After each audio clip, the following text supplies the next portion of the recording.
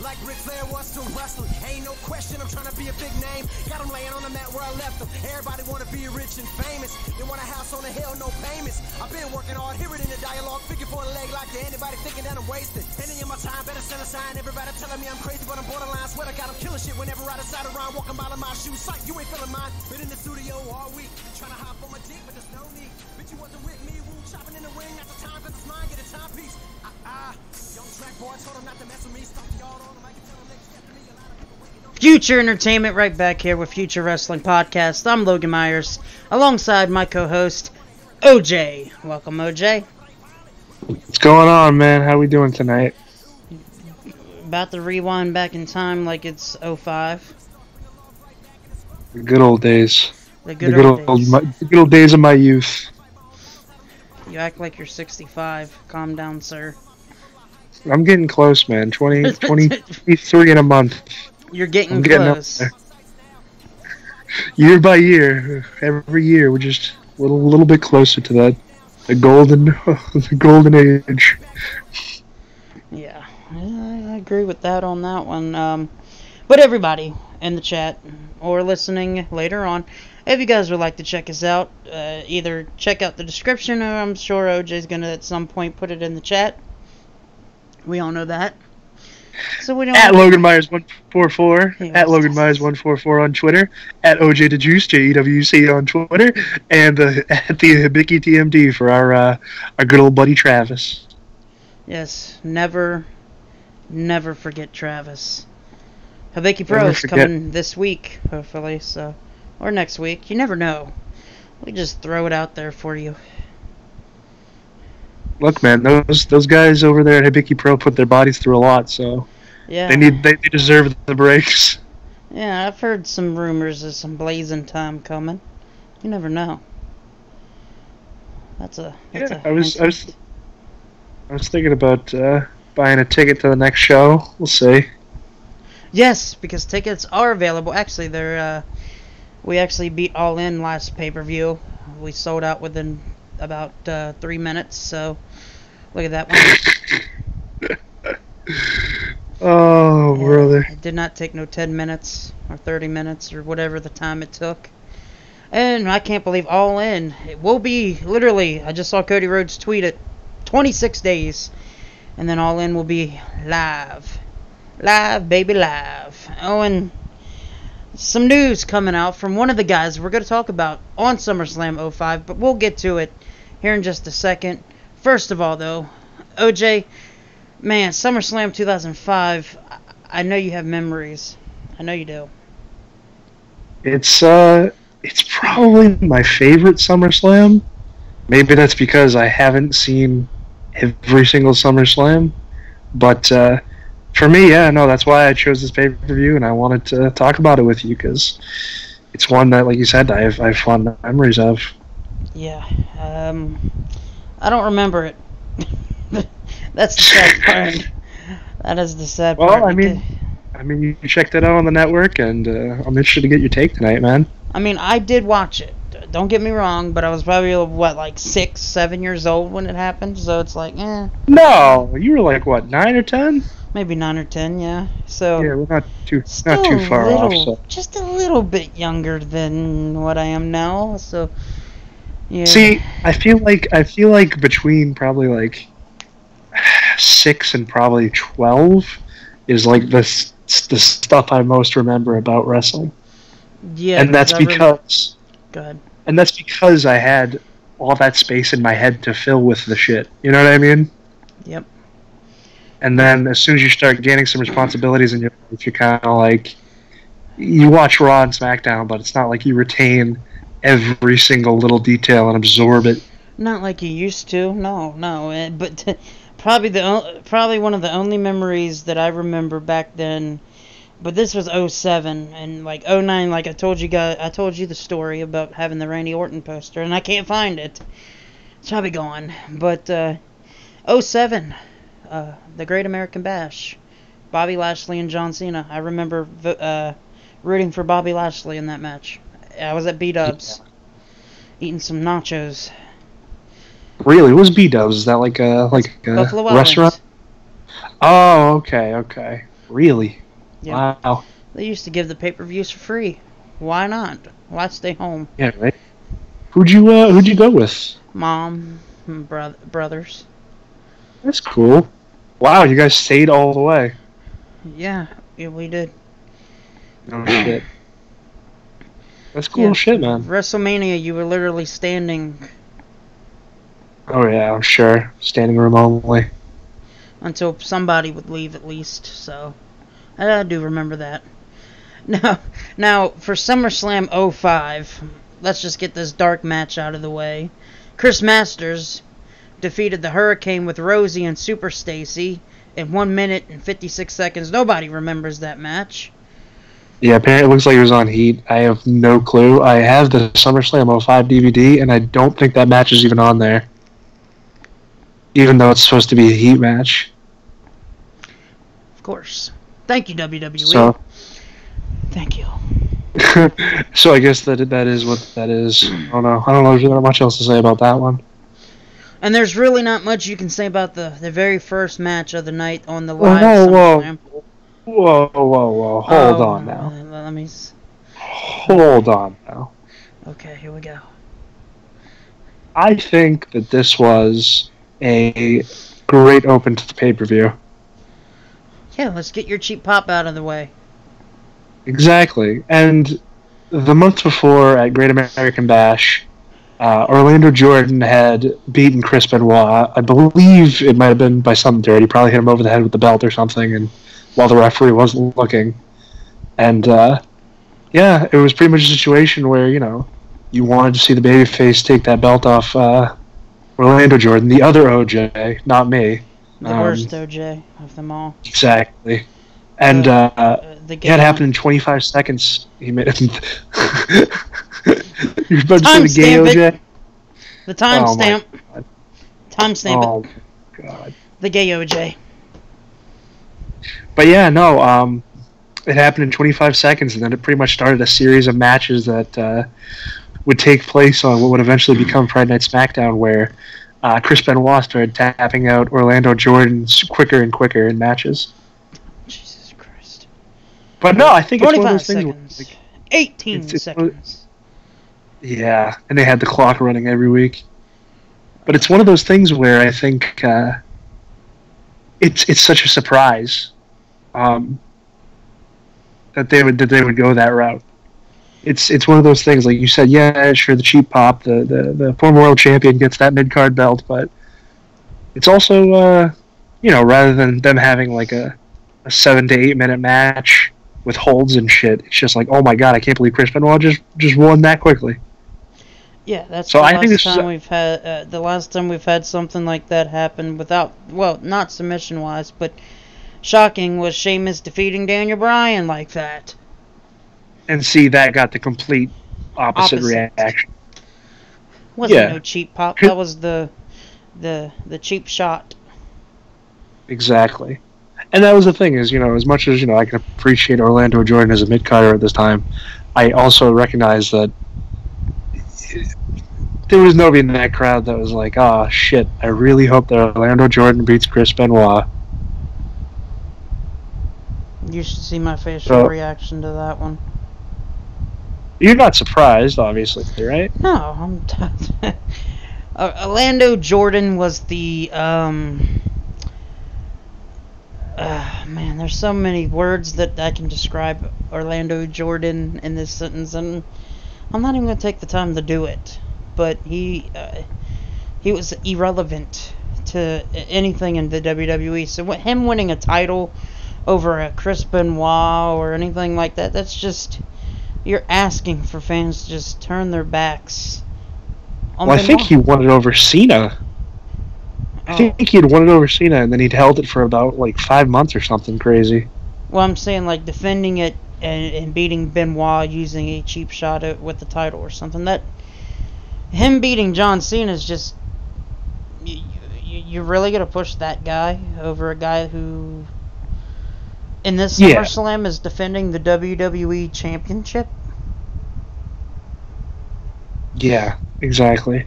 No, it was definitely time to get the belt off Orlando Jordan. And then, then they basically just buried him for the rest of his time there. Yeah, 4 hours and 23 hours. No.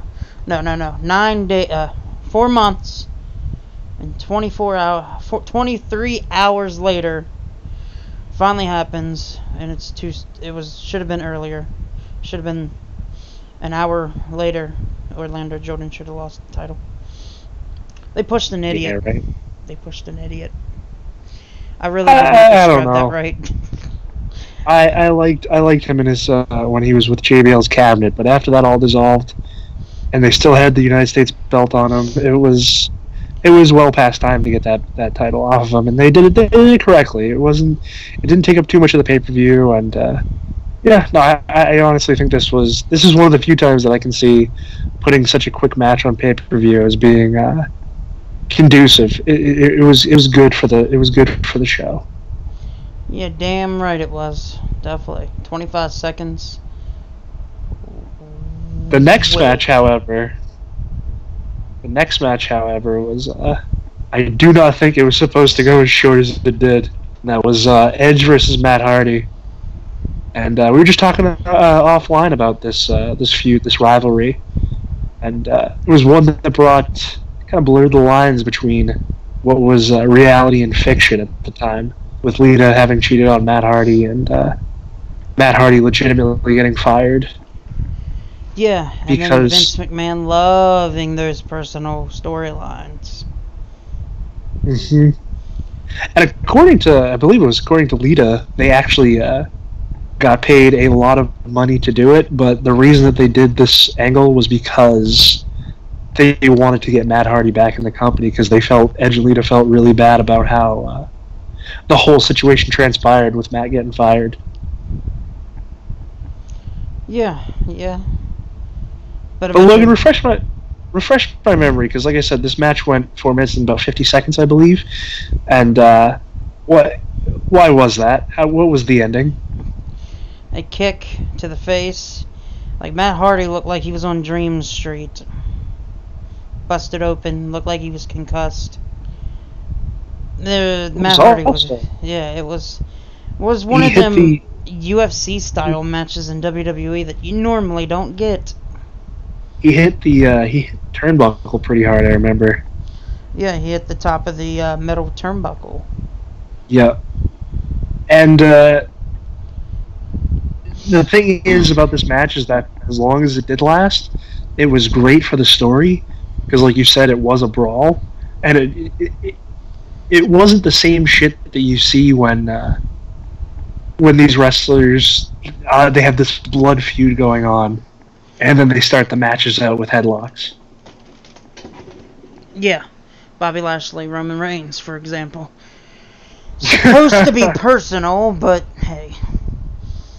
See, what I loved about this SummerSlam the most is that all the personal rivalries just circled all the way back, and it made the whole pay-per-view so good. Mm-hmm. Gotta give it to the booking in this pay-per-view.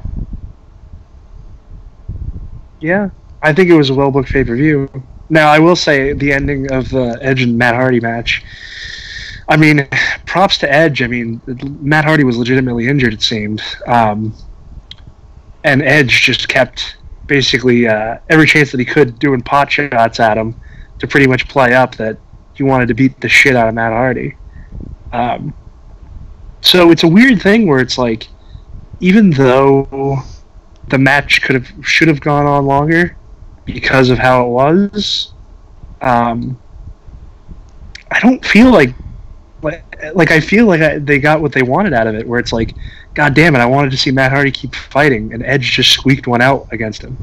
Yeah, like it was which is random. Probably what like they were probably going, that's what they were probably going for. Edge probably would have won by like a friggin' roll-up or something, basically, to be like, he just wanted out of the match with Matt Hardy as soon as possible, but it ended up working to their favor that Edge got a bullshit win over Matt Hardy. Yeah, that's perfect example and perfect description of that match. knowing the fact that a guy like Edge can go out and a guy like Matt Hardy put their differences to the side and basically look like you're out back in your backyard. You stole my girl, bitch. Punch. You know, stuff like that. Yeah, exactly. Although I will say I think they probably did enjoy potatoing each other a little bit. I bet you they did. And some of them shots looked fucking real.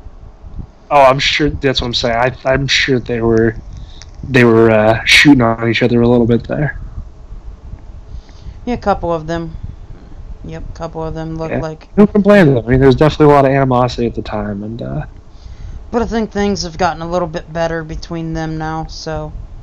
Of course. But, yeah, I mean, once again, I said it before, or I said it during the 30-Day Wrestling Challenge, that it's probably my favorite feud of all time, just because you didn't know what was real and what was a work. And you got to love those kind of storylines because it's written in the back and it's not written in the front. The front's telling you, well, this is still a fake sport, but in the back it's like, well, you never know. This could actually be personal, like... And, right. You know, it's written in two different ways. And you just don't know. The real exclamation point, I think, on that whole, the whole blurring the line was when Matt Hardy would be coming out and interfering in Edge's matches on the Raws beforehand. The commentators would go silent. And then when they came back from break, they would not address the situation of Matt Hardy jumping over the barricade and being pulled away by security. Yeah, because they're like, is this real? Is this fake? Is this part of the story? Exactly. Is this Matt Hardy just actually trying to get revenge on him taking his job and taking his girl all at the same time? And I said this off air. Yes, this was basically the very beginning of Matt Hardy's demons.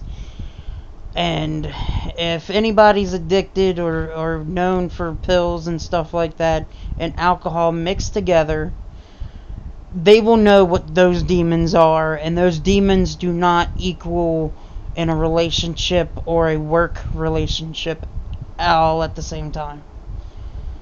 No, they're not good for anybody. No, and I love the documentary on the WWE Network. Cheap plug. I should get paid for this shit. Go watch the Hardys documentary. It is definitely worth the watch. Definitely. I'm gonna have to check that out. I have not seen it yet. It was fantastic. It really talked... Go ahead. Does Matt break his broken character for the documentary? Yes. Yes, he does. Hey, shout out to Gaming with Melly 3 Locher, if that's how you say it, in the chat right now. Yes. Good to see somebody in there. Thank you. Kayfade. Don't break the kayfade. It's actually kayfade, but appreciate you reminding us never to break it. Kayfabe. Yeah. Never break it. Keep it attached. So anyways, speaking of which, the next match, which in my opinion was the best match on the card, Rey Mysterio defeated Eddie Guerrero in a ladder match for the custody of Dominic. This was another one where it was like a super personal rivalry, and even if it was a worked situation, there was still a lot of emotion to it. And I think Eddie Guerrero's underrated as a heel in this program they had. I think he was underrated as a heel in general. Yeah, but the thing is that with this rivalry, like, it took him to like new heights of just darkness. Yeah. Like, it added such a layer. It added something. See, when it comes down to Eddie Guerrero, and yes, I've actually done an old school Eddie Guerrero, and I wish I've done it. I wish I would do another one, because there's so much I could talk about that I didn't get to talk about on the last show. But Eddie Guerrero, to me, was one of the most underrated guys in the business, no matter what, face or heel. Everybody will probably say, oh, well, he was WWE champion. He defeated Brock Lesnar. Well, listen, Eddie Guerrero, Yeah, he had his demons as well. Everyone has demons. You cannot say you don't, because you do. But Eddie Guerrero made everyone look good when he wrestled them. Mm-hmm. I agree remember 100%. that SmackDown where he faked that heart attack in the ring, which to me and a lot of other people think that's also not part of the storyline, that they also think that he did have some kind of issue, which is, I don't know exactly. But he just knew how to do everything the right way. He loved the business. He loved every aspect of the business. He loved it inside the ring and outside the ring. And I think part of the reason why this match and this feud with Rey Mysterio put him to new heights is because Eddie Guerrero wanted to make his best friend Rey Mysterio look good in any way, shape, or form. Yeah, it's. I mean, I think it is the beauty of the of wrestling because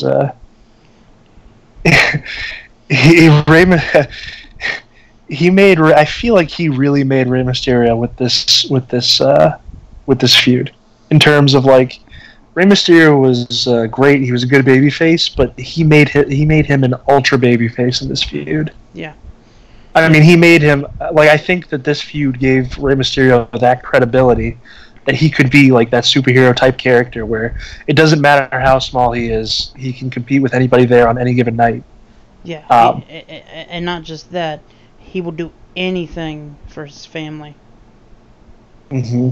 And that's what makes you a face. When people in the crowd see that type of storyline, they're just going to be drawn in. They're not going to be drawn into Roman Reigns winning every single fucking match. They will be drawn in if you give them a good storyline like a Rey Mysterio. A legitimate struggle. I mean, with the whole, as personal as they made, and they would never do a storyline like this, I don't think, in the current state of professional, or most professional wrestling probably would. But I really felt for Rey Mysterio. Even now, watching that, some of that stuff is hard. When Dominic was basically like, "Is it true, Dad? Is it true that Eddie's supposed to be my real dad?" And Rey Mysterio is just lost for words, and he's in the ring crying. Yeah, Dominic is probably. Everybody's gonna say Rey Mysterio and Eddie Guerrero was the most underrated in this feud. Dominic was actually the star in this feud because I feel like they never told Dominic exactly the truth during the storyline. That's how it seems.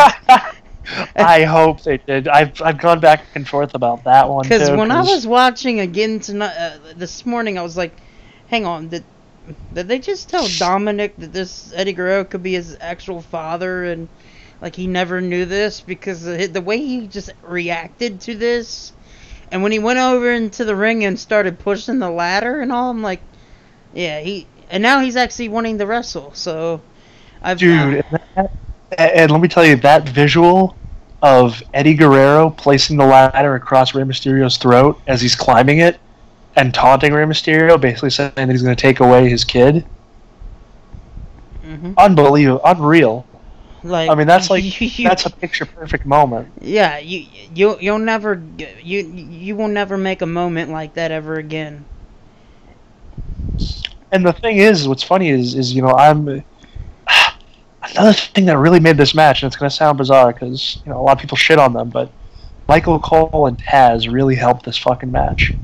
Their commentary was incredible. Yes, Taz is underrated. Everybody wants to be negative on Taz. Taz is really good. Well, I mean, sometimes he's really good. Like, come on now. I mean, you got to be a little over dramatic sometimes. Look at Michael Cole. He's just this is but you know what the fucking funny? But you want to know something funny, dude? Like right before this match, where Rey Mysterio Michael Cole was saying how he adopted his sons. I was about to mention that. Both read each other's minds. Okay. And it gave such a humane side to basically the corporate shill that is Michael Cole. Yeah, and also when Taz mentioned about his kids as well, it's like You're making this feud just you're gonna make me cry watching this match. I'm not even looking at Eddie Guerrero and Rey Mysterio right now. You're making me cry on commentary. Yeah, exactly. You assholes. And that's the thing is, Corey Graves makes me cry every fucking day because of how good he is. All right, relax, Logan. I'm just kidding. Corey Graves, yeah, he makes me cry too, but it's because I feel like Had a concussion, man. Yeah, right. I feel like I'm in prison with Bubba when I'm fucking listening to Corey Graves on commentary. Why did I just think of Ray Lewis being inducted into the Hall of Fame last night? And I put it on for a few minutes, and it sounded like I was watching church on TV again. Jesus. Yeah, fucking seriously. Side note, Ray Lewis. He's there. How is he not a televangelist by this point? I can't believe they fired him on ESPN, but hey. God wants you to have 3 houses like I do. It's like, all right, Ray, fucking relax. Oh, Melly says, laughing my fucking ass off. You're welcome, and I definitely... Logan say about the Hardy documentary on the WWE Network. The Hardys are very down-to-earth guys. Not Matt Hardy. I'm throwing the sand on that one. He met Jeff Hardy at Make-A-Wish a couple years ago in 2009. Best day of his life. And yeah, he says he has had flaws, but unfortunately he hasn't drank in 2 years. So, good job. I'm proud of you, sir. Good. And he also said, laughing my fucking ass off, Corey who? Is Melly a he or is she? Because you just said it's he. A he. It's a he. Is it? Okay. All right. Yeah. Just making sure. See, I got friends everywhere from the indies and stuff like that. Come on now. Gotcha. Yeah. Indies. Yeah, when I worked the indies, I've met a couple people here and there. Well, I know about that, but we won't get into you being a horrible human being for not having Skype at one point in your life. Oh yeah, let's not get into that fucking Velveteen ring. Oh my god. But yeah. But yeah, man. No, this match was excellent. It's, in my opinion, best match on the card. From the bell to bell, Eddie Guerrero and Rey Mysterio didn't just put on a great ladder match. They didn't put on a fantastic wrestling match. They put on and gave you a story that you will remember from years. And look, we're talking about it in 2018. Well, the crazy thing is, man, here's the thing. And I know that there's a lot of people out there that are like, they like I don't know how to explain, like a lot of independent wrestling, like a lot of ROH and JPW. A lot of it, they go, they like to watch the moves. They like to watch gigantic spots. Dude, there was a lot of moves. There was a lot of spots in this ladder match. I remember the story parts of it. You know what I mean? I remember Dominic jumping the barricade. I remember Eddie pinning the ladder down. I remember Vicky coming out and pleading with Eddie not to ruin Ray's life. When's the last time we've remembered storyline more than a wrestling match? Mm-hmm. Yeah.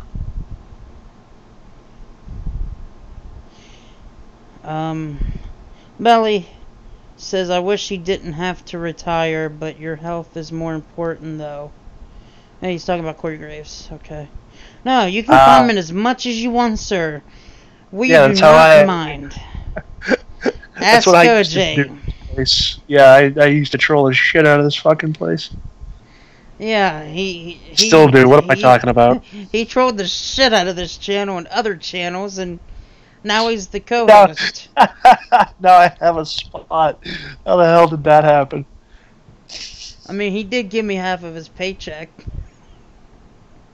What are you talking about? I signed what was it, $3.1 million? What was I don't even remember how much I signed.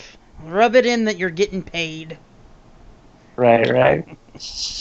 I'm still waiting for that check, Logan. Dear God. Next thing you know, he's going to ask for bonuses.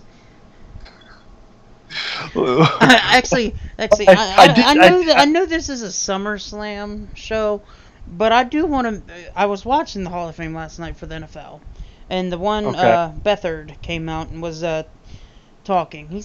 up in his 80s or something like that.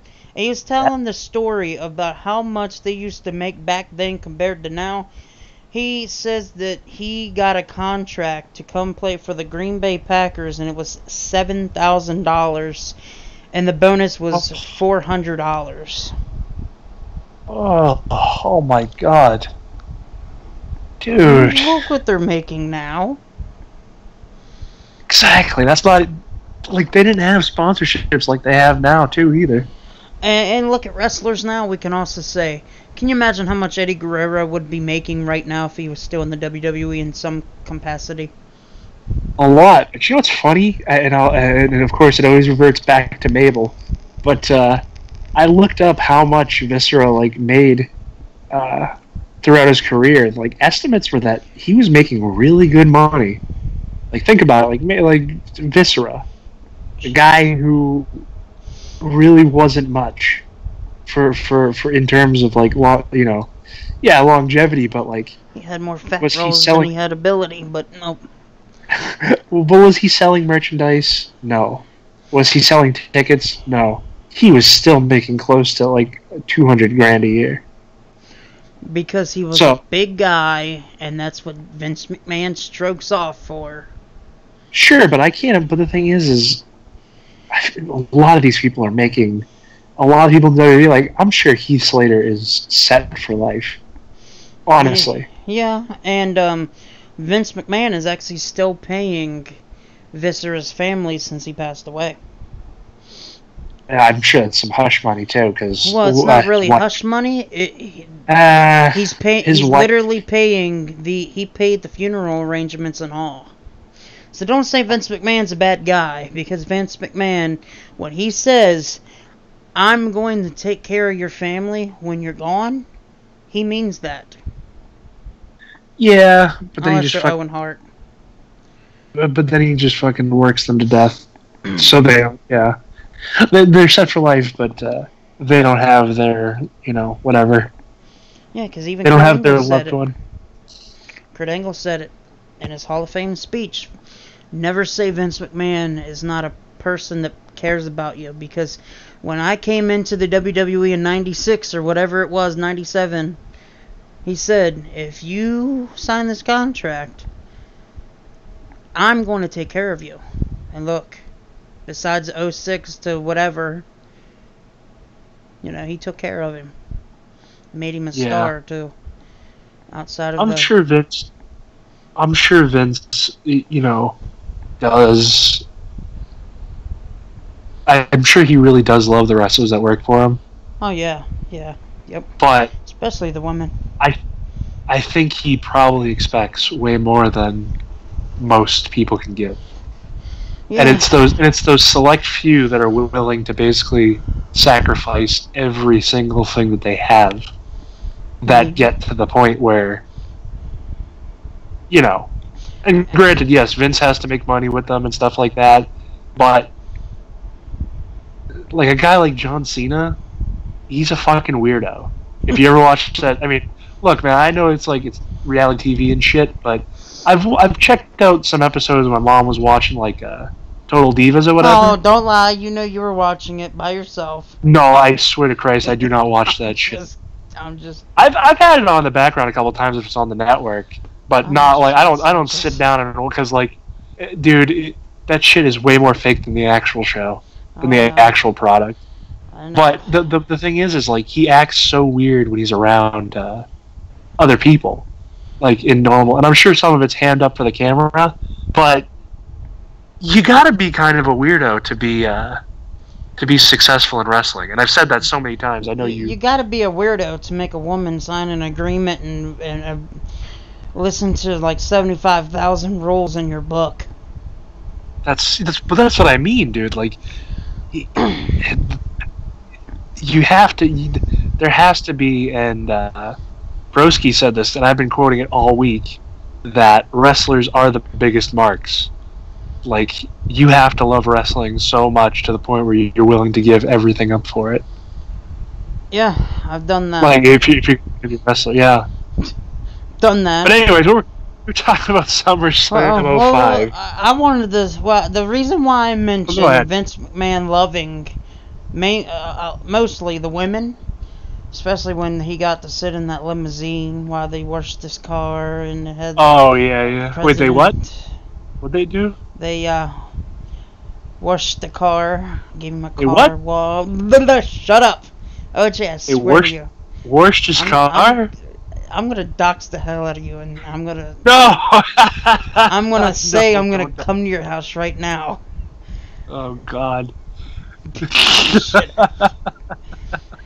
While they were cleaning the car with the nice little soap and water, that sponge, in their bikini, and he just rolls down the window.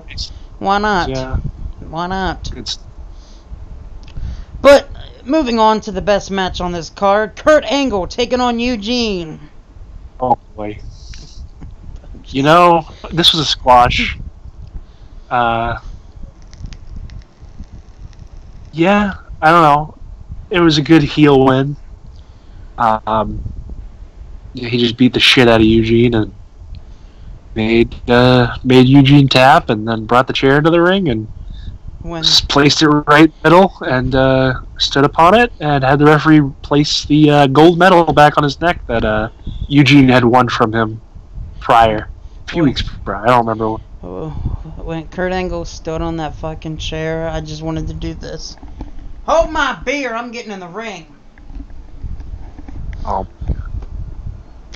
Just kidding.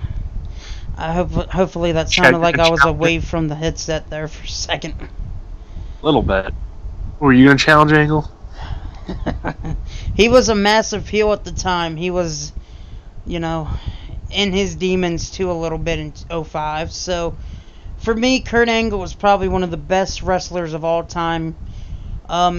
See, this is the crazy part. We had probably one of the quickest matches, one of the weakest matches, one of the best match on the card, with four of the best wrestlers in that time: Benoit, Eddie Guerrero, Rey Mysterio, Kurt Angle.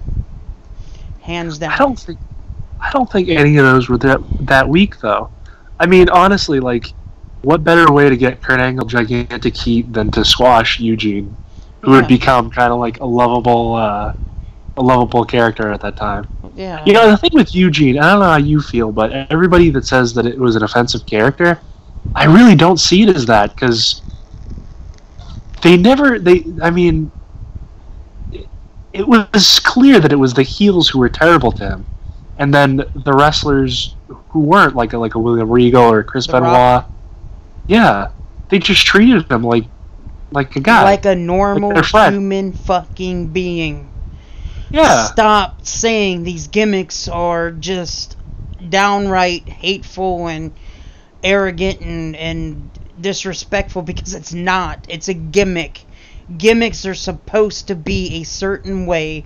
So when you bitch and you moan about something like that, that is when it turns me off, and it just makes me want to punch you in your throat. This is probably going to be my best podcast to ever do, because I will take those fans who think that bullshit, I will put make them bite down on concrete on a sidewalk and literally curb stomp them like Seth Rollins. I'm done. Alright, look, I gotta hold you back, brother. I miss that segment that I used to bring when I started coming on podcasts with Travis. It was called Heated Logan, or Fired Up with Logan Myers. I used to bring that out, and I don't do that much often. But when it comes to certain things that get me heated, that's when he pops, and the switch is literally engaged. This is seriously probably going to be my best podcast ever. Yeah. Like I said, the Eugene character was great. Now here's the problem. When WWE turned him heel, that was terrible. What the fuck? For that brief period of time, do you remember that? What the fuck were they thinking? Yeah, that was stupid. That gimmick was when it was like, all right. Is based on a certain way, specifically as a face, not a fucking heel. Heels Yeah. are not... I'm trying to be as nice as possible right now, but, you know, when it comes to booking in the WWE, we book better on Hibiki Pro. Half the independent scene books better than the WWE. And I'm so glad those... Oh, let me guess. The motherfuckers who book that shit and people that complain about the booking nowadays and from back then, y'all gonna blame it on Vince Russo. So Roman Reigns getting booked sky high is on Vince Russo, isn't it, huh? Let me take a crack on it. That's my guess. Man, I'm on fire tonight. Yeah, you're very angry, Logan. You like this side of me, I know it. What was the Triple H quote when he was talking to Vince McMahon? You're an angry man. You're indeed counselor.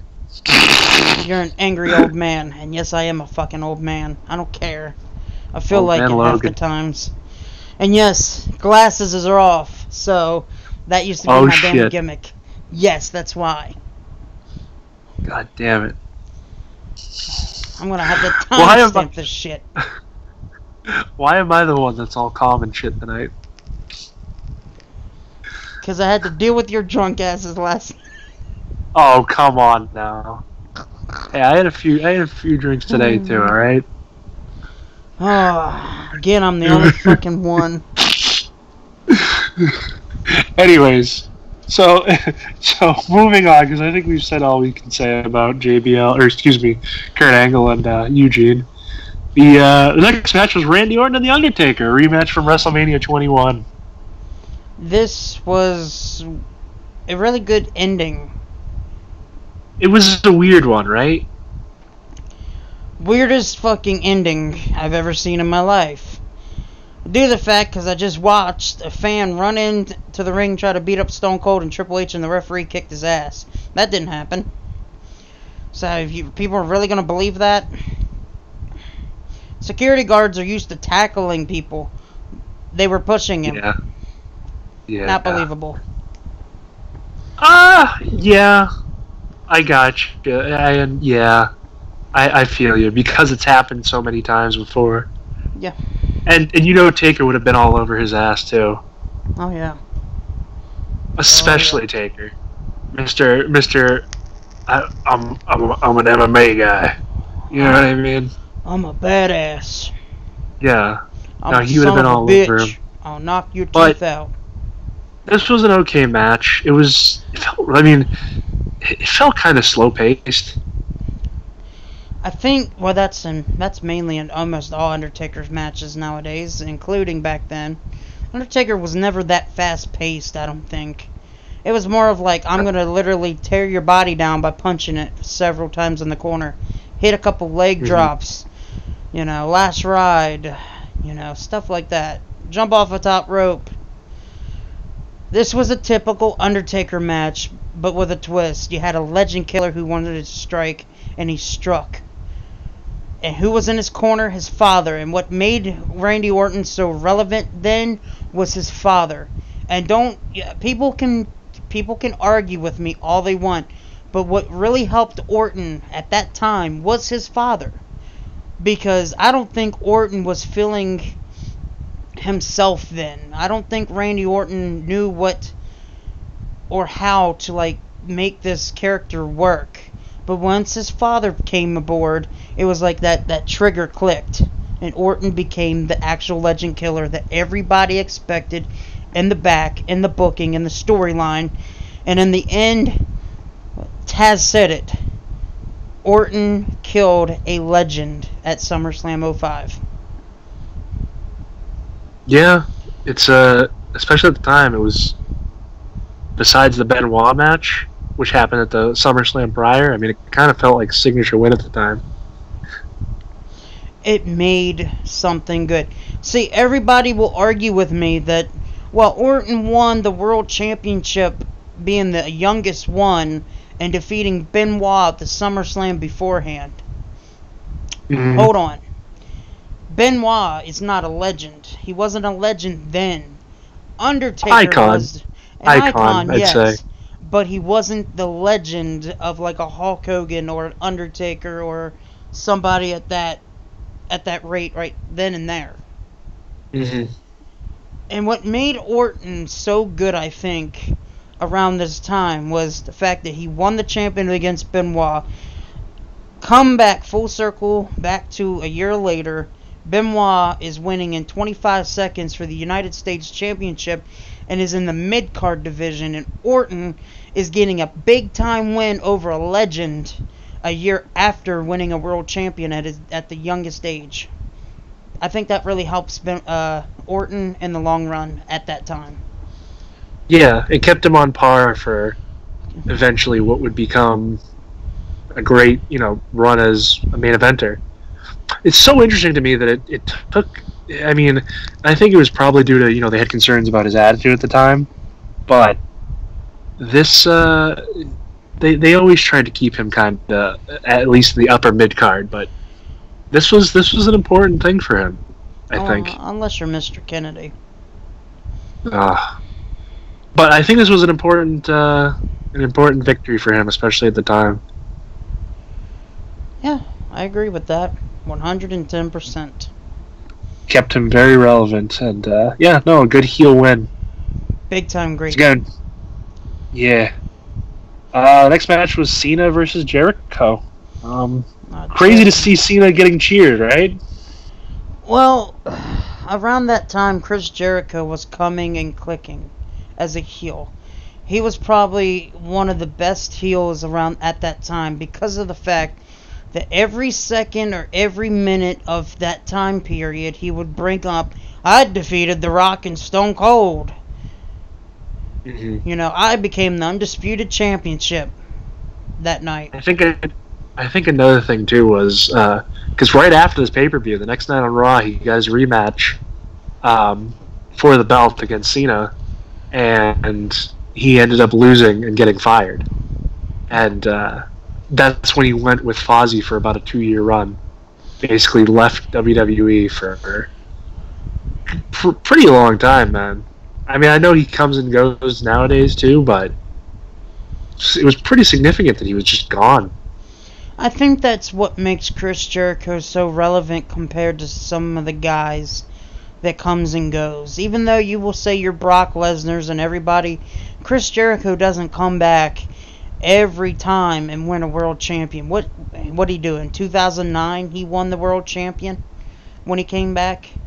I think that was the only time he had a really decent title run. But every other time, he was coming in there to put somebody over and help the talent that was basically taking his spot. But that's what makes Chris Jericho so relevant every time he shows back up. And again, I think when it comes down to it, when I didn't get to mention this earlier, but after the All-In pay-per-view in September, Rey Mysterio will no longer be taking bookings at any independent scene because he has signed a full-time contract to return to the WWE, the SmackDown after All In. Wow. So in September, you will be seeing Rey Mysterio on SmackDown Live. Love it. And that's great. Apparently, Rey Mysterio will be feuding with Almas. God damn it. But I don't like it. I don't like it. I like it. I love it because Rey Mysterio is going to put that guy over. Yeah, we've seen He is not Alberto Del Rio. You gotta say that. I might take Del Rio over Almas, honestly. You're fired.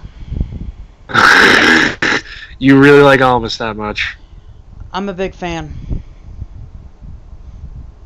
I'm a big fan. We'll see. I want to see Rey Mysterio and Samoa Joe. I want to see AJ Styles and Samoa Joe.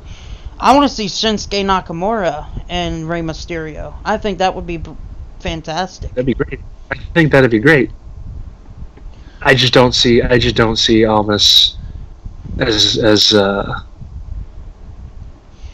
Almas needs as wonderful as everybody else does. I don't know. Almas needs that one guy that could help him get over the hump more than what Alberto Del Rio.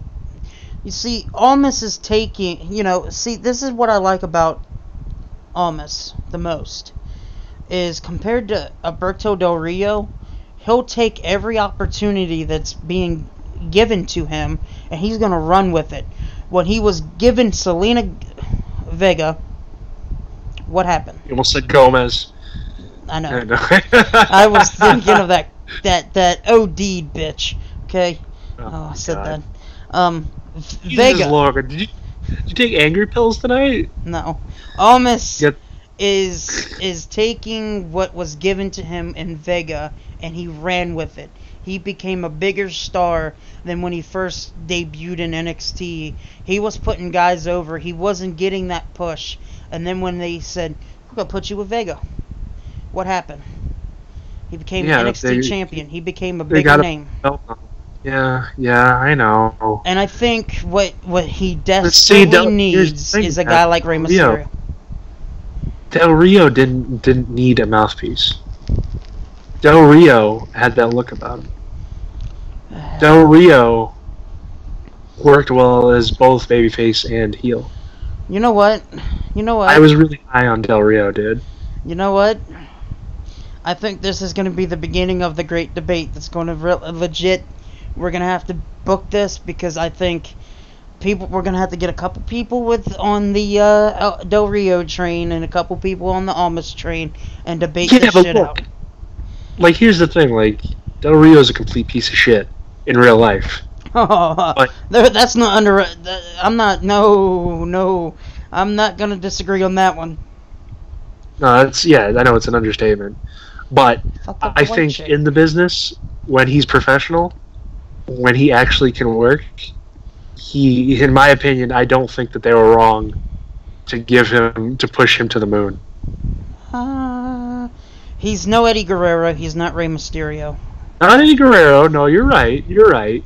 But he really is. They really wanted him. No, here's the thing. Look, man, he's not the main guy. He's not the guy. But he never will be. No, but he is a championship. He is a world championship caliber guy. Yeah, I mean, Vega can push Almas to that spot, and I believe it. We'll see. I don't know. Only time will tell. But I mean, I think she may have more longevity. I think she may be a more prolific manager than he will be a wrestler in terms of WWE. See, this is the great thing about why I believe in Vega too, is because once Almas gets to that point, once he is given that opportunity to go over and become a big star, guys like from the SummerSlam 05, guys like Eddie Guerrero and Rey Mysterio, and we're not jumping off track because we are still talking SummerSlam, we're just talking Rey Mysterio.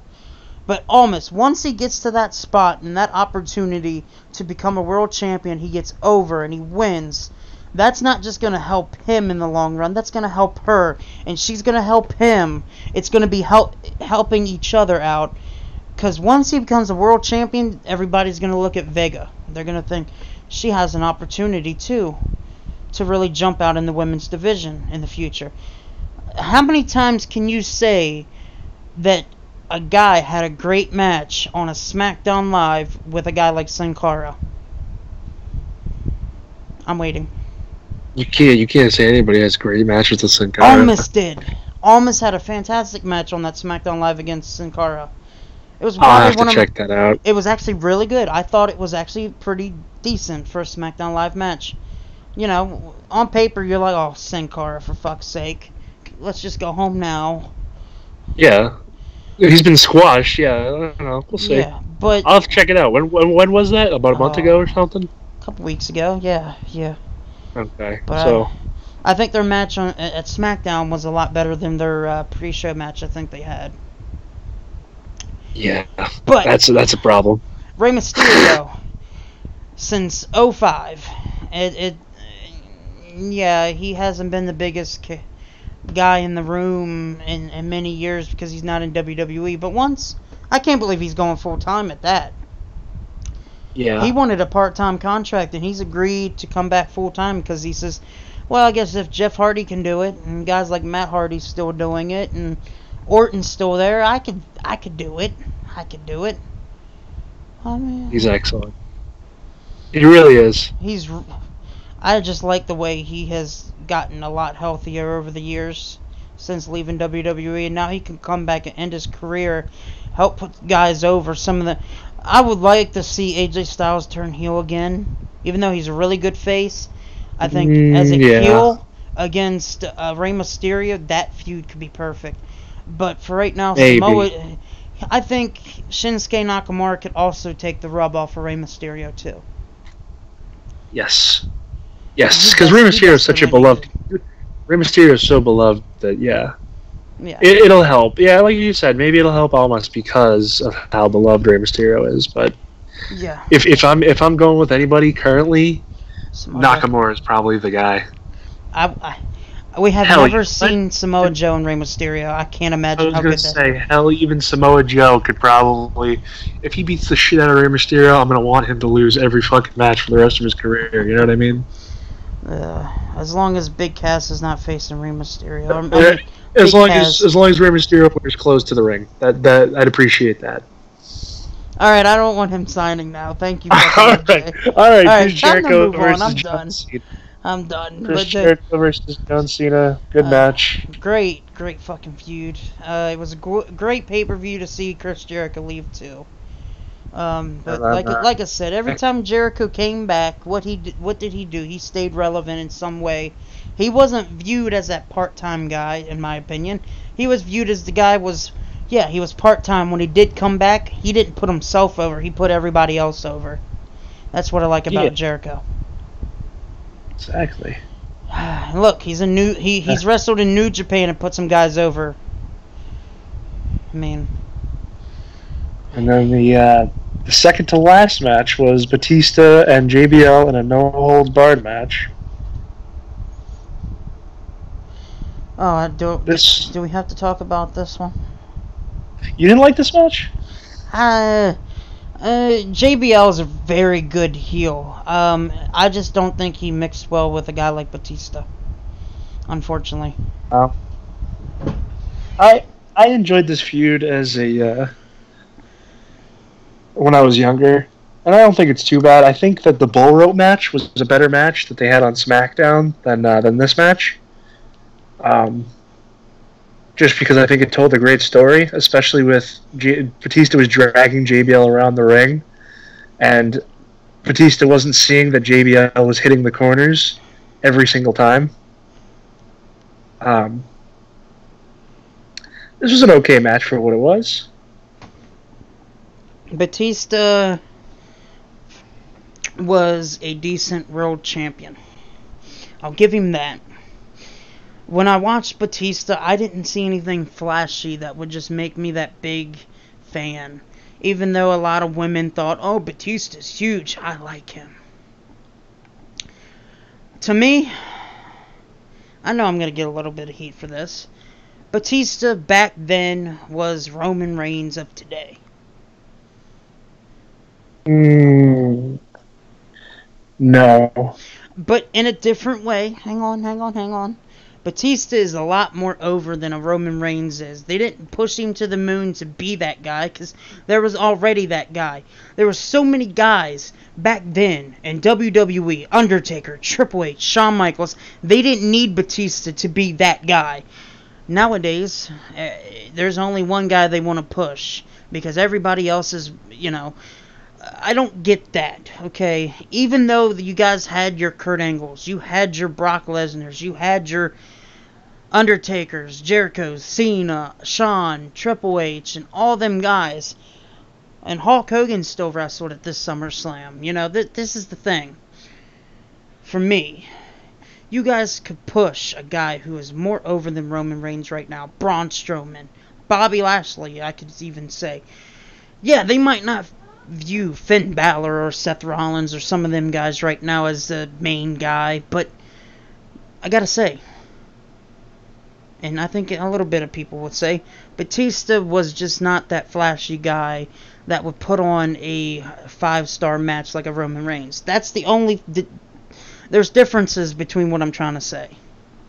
See, but here's the thing, man. Batista is like.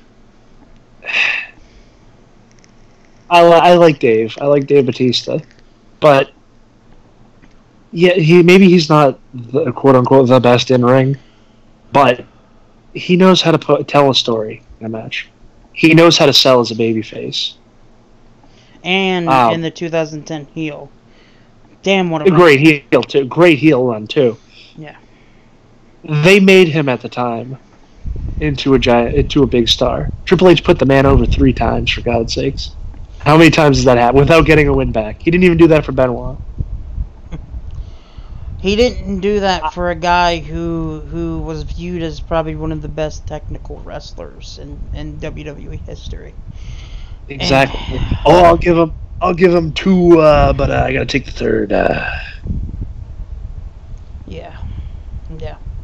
And at this point, like, I loved the fact that JBL, the chicken shit heel, he really got his comeuppance after WrestleMania 21. He really kind of got the shit beat out of him every single friggin' time.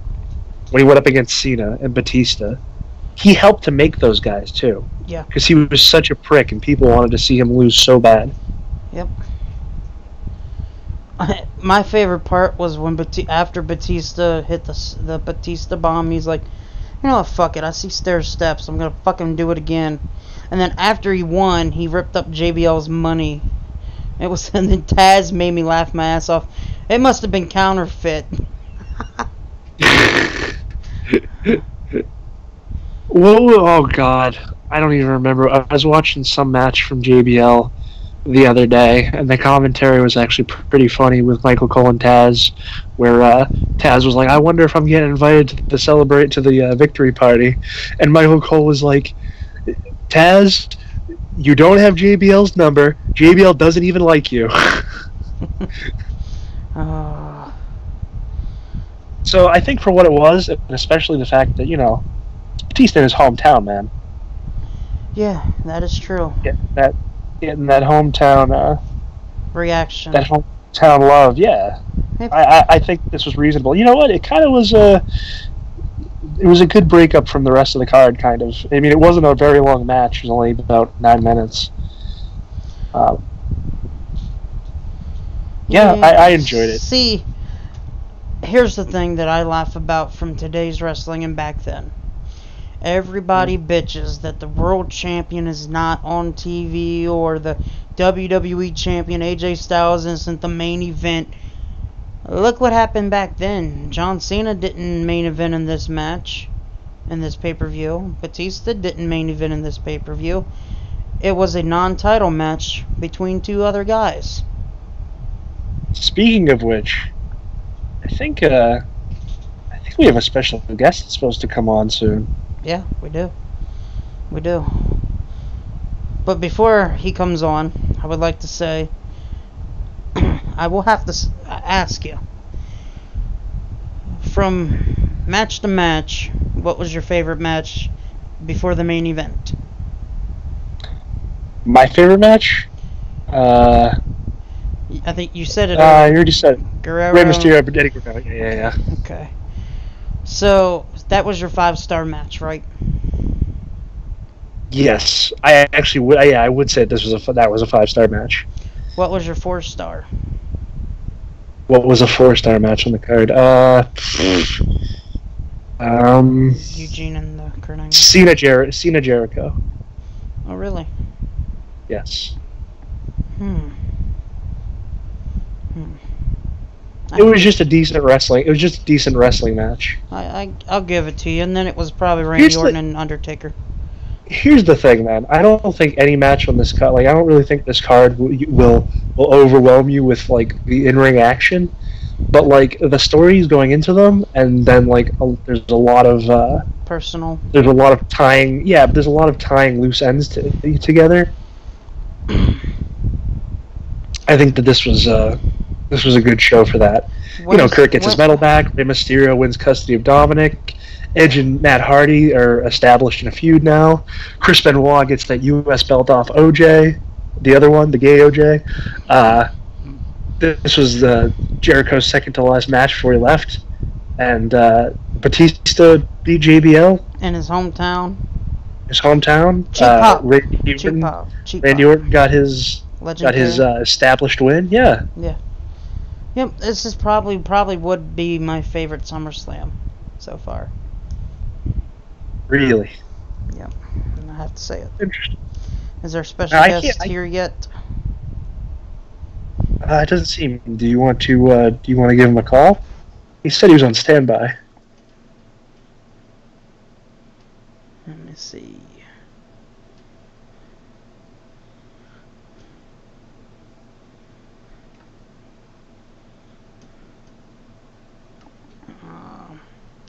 Did you message him earlier? Yes. He didn't say anything, did he? He did not. I just messaged him a few seconds ago. I mean, I suppose we could start talking about the match while we wait for our dear friend. Yep. Go ahead. So Hulk Hogan and Shawn Michaels, the infamous match. HBK was overselling everything that Hogan did. Hogan appeared pissed at multiple points, even chucking his bandana at one point. Mean Gene. Listen here, Mean Gene. I can't do it. Never gonna happen.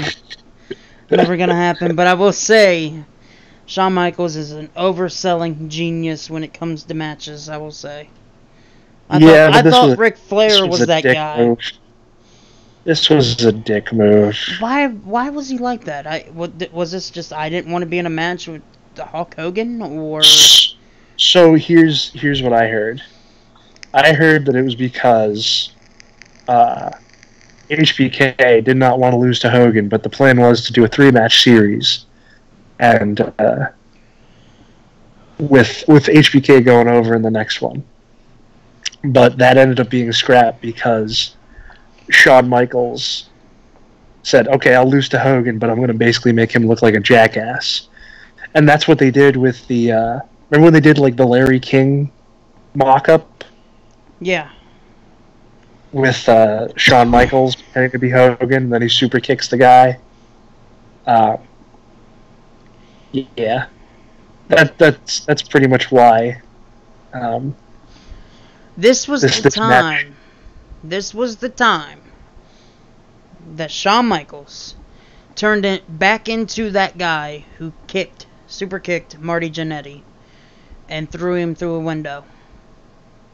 Mm-hmm. This was the Shawn Michaels that everybody knew and they technically loved. Was that kind of a heel Shawn Michaels. So, and even though he did oversell like a fucking badass, he looked good. He made Hulk Hogan look even better. I don't think so. I think they all looked kind of like dickheads in this match. Well, sometimes, yeah. Speaking of which, our special guest said that they're ready. So, do you want to try giving them a call? I did add him to the call.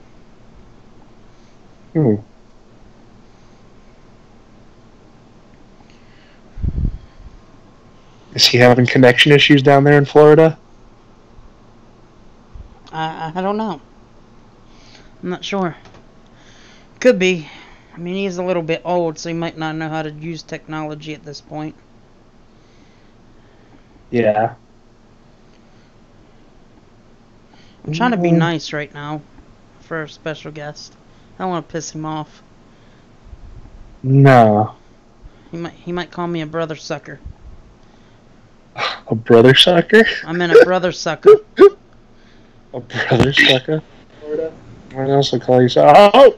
We have our special guest on the line.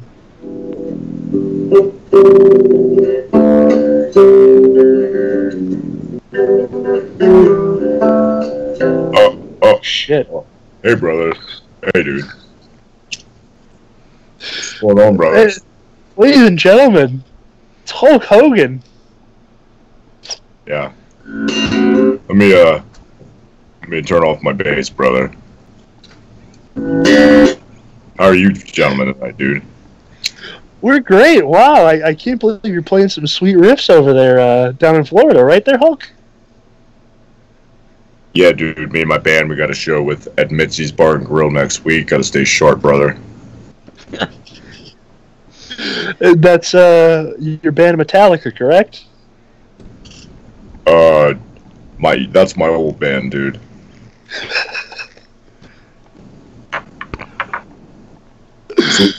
Brothers, you said you're talking about when I slammed the Giant, right, dude? Well, let me tell you, man, it was a great time. 93,000 people, brother, in the Silverdome, dude. Is that what we're all about tonight, huh? No, Hulk. Actually, it's SummerSlam 2005. That was the night that Shawn Michaels oversold in your match, if you remember correctly. Oh, brothers.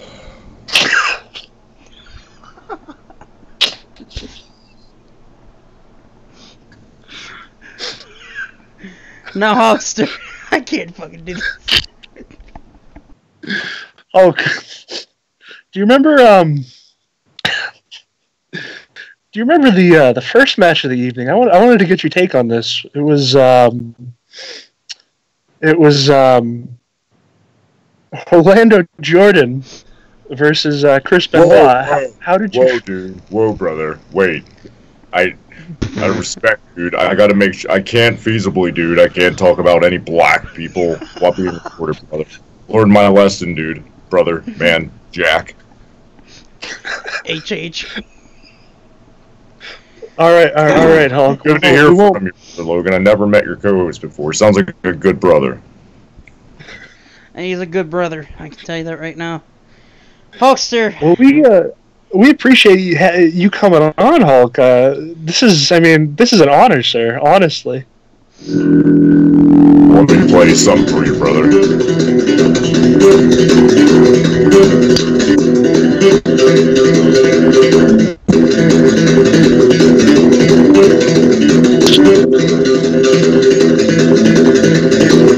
That's right, dude. Next week, Mitzi's Bar and Grill. What you gonna do, brother? $5 cover at the door, dude. No, Hulkster. Did he leave? No. Yeah, you're talking about my match with the little man, huh? Hickenbottom, huh? Yeah, Hulk. What are some of your memories of that match? Well, brothers, I didn't know if you know this. Originally, Vince wanted to make that a couple of matches, dude. Yeah, we were just saying that, actually. Yeah, brothers. And what happened? Hulk, Shawn didn't want to do business? Right, brother. Fell through the floor. Fell through, hit bottom. Totally just a no-go, brother. Egos get in the way sometimes. A lot of us forget why we're here for God, brother. And Shawn just forgot what the business was about that night, brother. I mean, the business is about hulking up and, going home in 10 minutes, right? No, brother. The business is about giving back, dude. Eventually, over time, man, you gotta give back to your brothers. Shawn totally went into business for himself. Made me look like a flat-out a buffoon, brother. Now, Hulkster, a question for you, sir. Shoot, brother. Have you officially signed a new WWE contract? Legally, I can't talk about that, dude. I didn't know what this was what the show's going to be about, brother. I'm going to get out of here if it's going to be questions like that, man. No, Hulk. I apologize for my co-host. They're nice, brothers. Okay. Now, we're just so in awe of your presence, being here on our tiny little show tonight. So we do sincerely apologize for all the questions that might have. We will try our best not to give you any more of those. Water under the bridge, brother.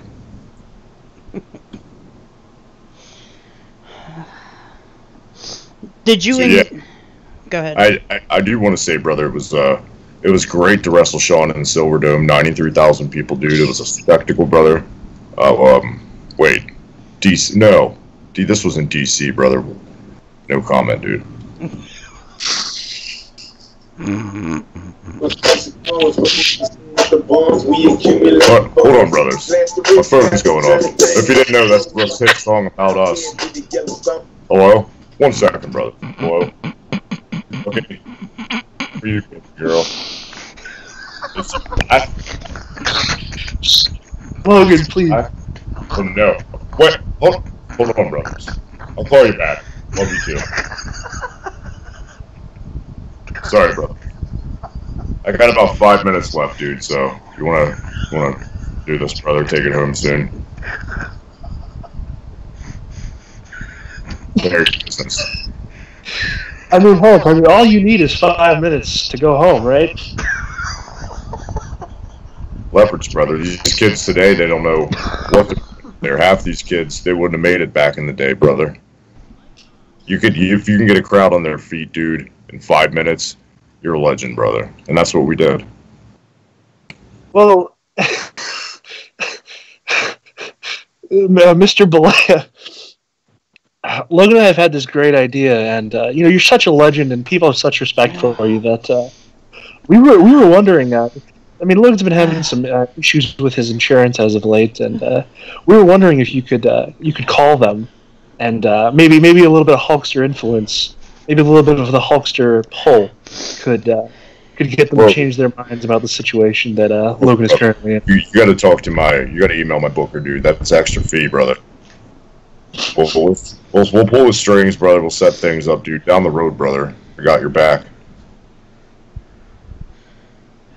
I'm gonna have a heart attack. Terry's business, brother.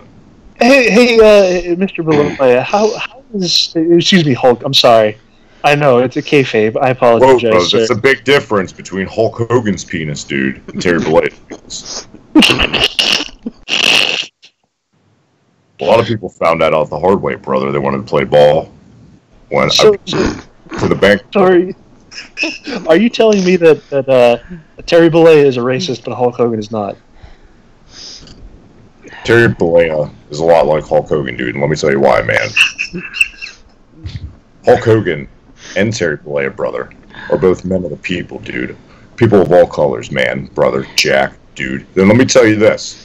Any naysayers out there who might have a problem with my personal good friend, dude, the Hibiki TMD, brother, he's a good guy. I like to throw him through the coals.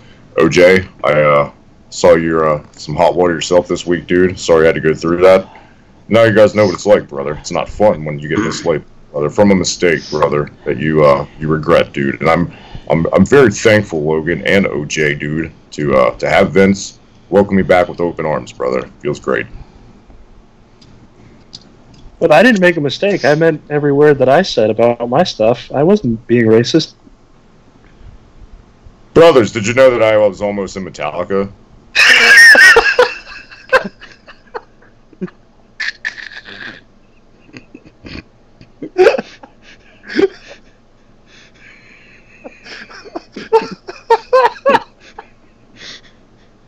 Yeah, dude, this match, man, DC, once I said, brother, no comment. That I'll just say they're very vocal people to perform in front of, dude, every single time.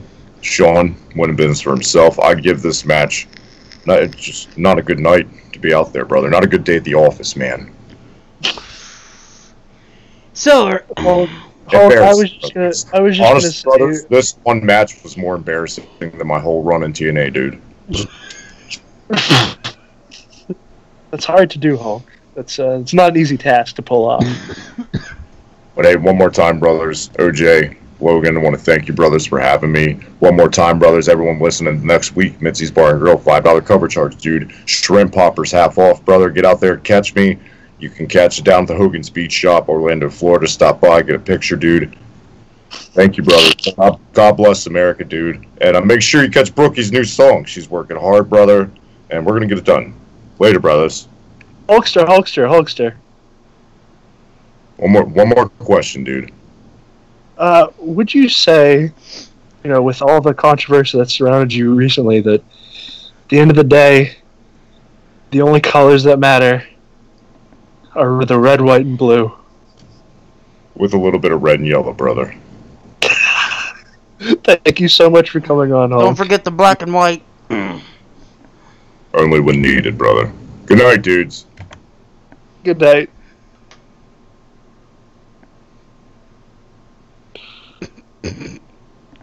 There's nothing left to live for, Logan.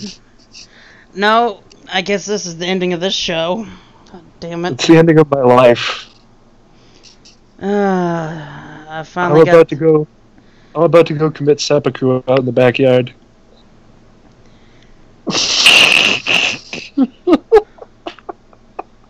I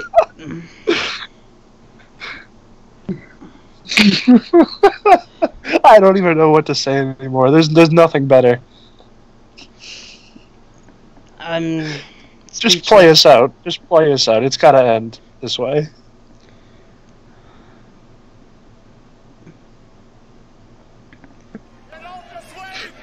Well, everybody, this has been Future Entertainment, Future Wrestling Podcast, right here with Rewind. Rewinding back to SummerSlam 05, you guys can check me out on Twitter at LoganMyers144. And OJ, where can they check you out? You can check me out at OJ the Juice. That's JEWCE. Sorry, my heart's still racing from this incredible Hulk Hogan interview, and of course, you can find him at Hulk Hogan on Twitter. And next week, Mitzi's Bar and Grill, $5 cover charge. Him and his band will be playing. I heard Shrimp was involved, so I'll be there. Interesting. Alright, good night. Good night, everyone. Oh. Yeah, good night, everyone. That's it. Get out. Yeah. Go home, brother. For life.